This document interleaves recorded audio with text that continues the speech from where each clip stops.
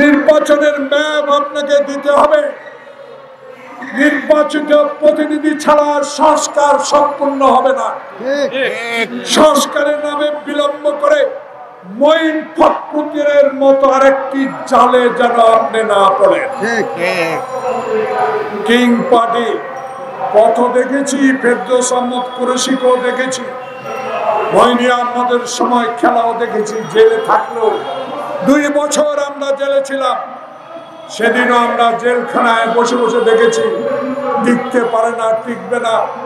টিকেছে একটি কারণে, মঈন তুমি বিদেশের মাটিতে, তুমি শেখ হাসিনার সাথে বিদেশে বসে চুক্তি করেছ তোমার অবৈধ কাজ সব বৈধ করে দিবে। তাই সেদিন 2008 সালে নির্বাচনে বিএনপির মতো একটি দলকে কয়েকটি আসন দিয়েছ। আমাদের সব কথা মনে আছে, সব কথা দিল খুলে বলবো। জনাব ডক্টর ইউনূস সাহেব, মাননীয় ইউনূস সাহেব, এই কথাগুলো সংসদে দাঁড়িয়ে বলার দয়া করে অতি সত্বর সুযোগ করে দেন। কারণ আমরা 2024 সালের নির্বাচনের মতো নির্বাচন করতে চাই না। আমরা 2018 মতো নির্বাচন করতে চাই না। আমরা 2014 মতো নির্বাচন করতে চাই না। আমার নেতা তারেক রহমান বলেছে, এমন নির্বাচন চাই যেই নির্বাচন মৃত ব্যক্তিরা ভোট দিবে না। এমন নির্বাচন চাই যেই নির্বাচন দিনে হবে, রাতে নয়।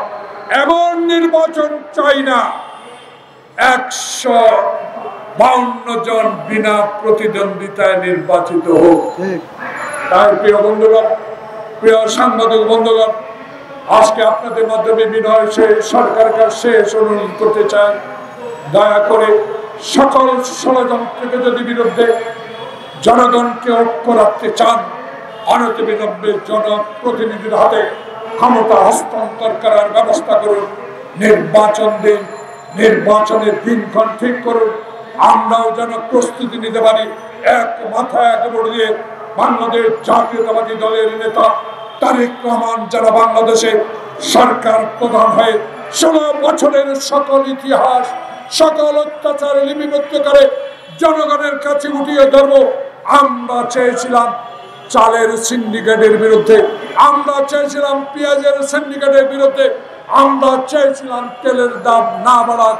তাই আজকে সেই কথাগুলো যেন তারেক রহমান একটি সুষ্ঠু ভোটের মাধ্যমে দেশে প্রধানমন্ত্রী হয়ে ইতিহাসের কথা নতুন অধ্যায় সৃষ্টি করতে পারে। সবাইকে ধন্যবাদ।